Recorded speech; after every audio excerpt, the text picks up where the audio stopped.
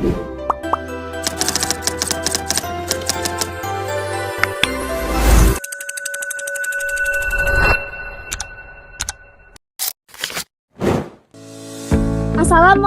warahmatullahi wabarakatuh. Perkenalkan, kami mahasiswa dari Universitas Lingga Buana PGRI Sukabumi, Fakultas Sosial dan Ekonomi Prodi Akuntansi semester 5. Kami dari kelompok 4. Video ini dibuat untuk memenuhi tugas teori ekonomi makro dengan dosen pengampu Bapak Rijal Jailani, SEMM. Pada materi kali ini, kami akan menjelaskan tentang bab 4 yang berjudul Teori Ekonomi Makro Klasik Lanjutan.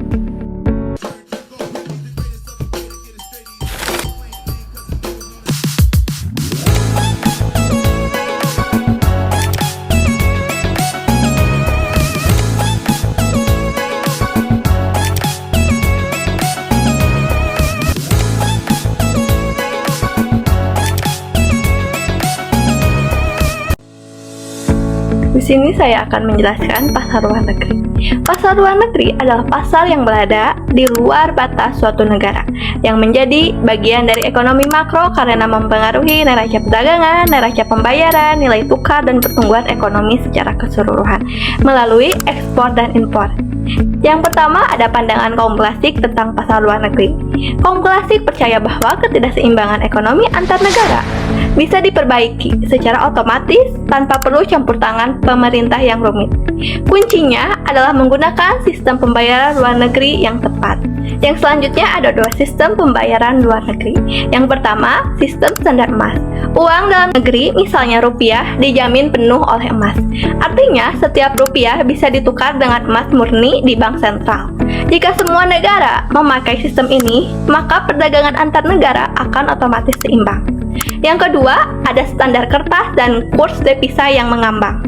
Uang kertas tidak dijamin oleh emas, seperti rupiah sekarang. Kurs mata uang dibiarkan naik turun, bebas sesuai kekuatan pasar, permintaan, dan penawaran. Pemerintah tidak menetapkan nilai tukar tetap antara rupiah dan mata uang asing.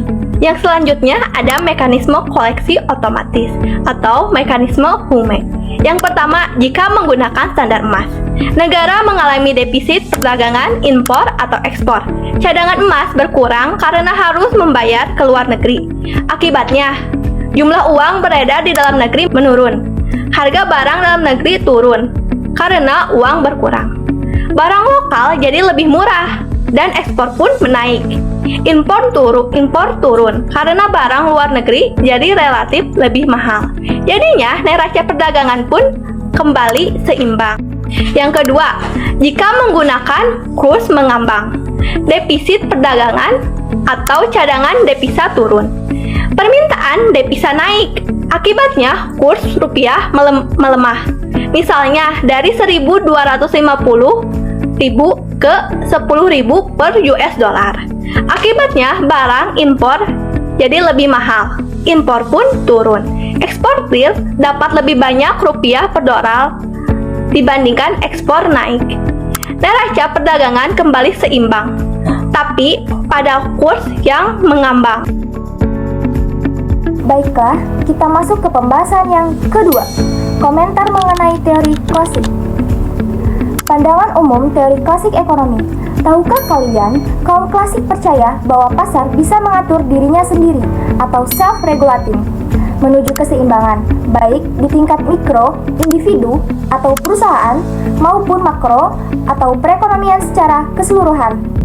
Sistem ekonomi dianggap sebagai bagian dari orde alamiah, yaitu sistem yang mengikuti hukum-hukum alam. Nah, campur tangan pemerintah juga justru sering dianggap mengganggu proses alami atau penyesuaian ekonomi. Nah, teman-teman, terdapat dua jenis campur tangan pemerintah yang diizinkan. Apa saja sih? Yang pertama, campur tangan mikro atau skala kecil, yaitu mengatur industri monopoli agar tidak merugikan masyarakat dan menghapus hambatan kelembagaan yang membuat harga tidak fleksibel atau tidak bisa naik dan turun sesuai pasar. Nah, tujuannya mendukung fleksibilitas harga agar pasar bisa menyesuaikan diri secara alami. Yang kedua, ada campur tangan makro atau skala besar. Biasanya hanya berlaku untuk negara yang memakai sistem uang kertas atau standar kertas. Pemerintah bertugas mengatur jumlah uang yang beredar atau money supply agar tercapai kestabilan tingkat harga umum atau menghindari inflasi dan meningkat apabila dikendalikan sering kebutuhan transaksi masyarakat tidak lebih dan tidak kurang. Ini adalah satu-satunya tugas makro pemerintah menurut kaum klasik. Nah, bagaimana jika negara menggunakan sistem standar emas? Yang pertama, pemerintah tidak perlu mengatur jumlah uang sama sekali. Yang kedua, jumlah uang hanya bisa bertambah jika produksi emas meningkat, karena menambang emas butuh biaya. Maka, produsen emas hanya akan menambang sampai harga emas sama dengan biaya produksi. Jika harga emas tinggi, maka produksi emas naik, uang beredar bertambah, dan harga barang naik.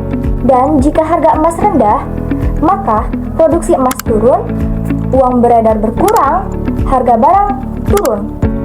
Hasilnya, harga-harga stabil secara otomatis tanpa perlu campur tangan pemerintah.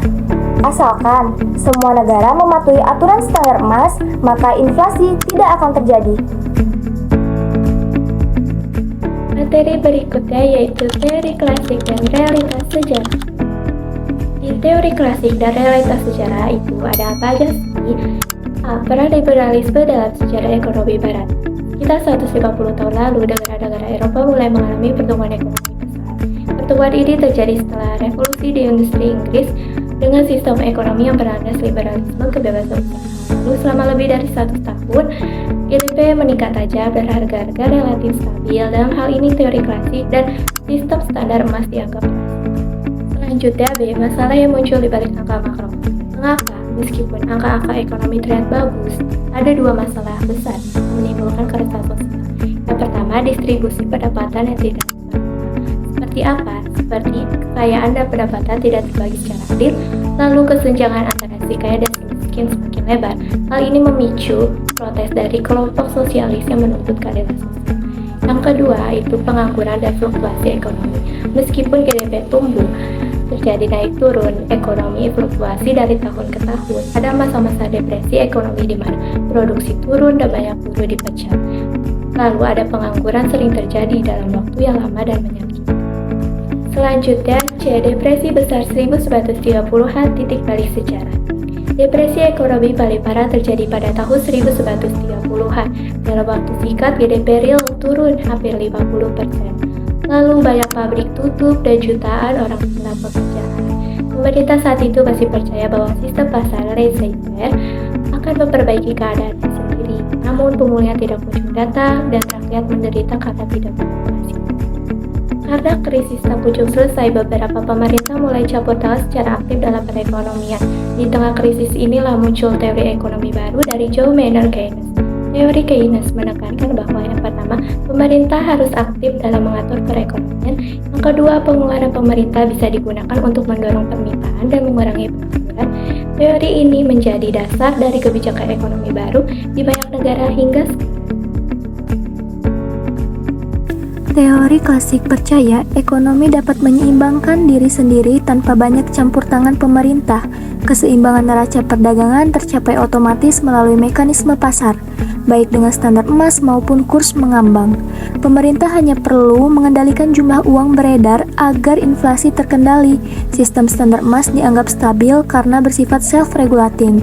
Namun, dalam praktiknya muncul masalah ketimpangan pendapatan dan pengangguran, terutama saat depresi besar 1930-an, sehingga teori Keynes muncul untuk memperbaikinya.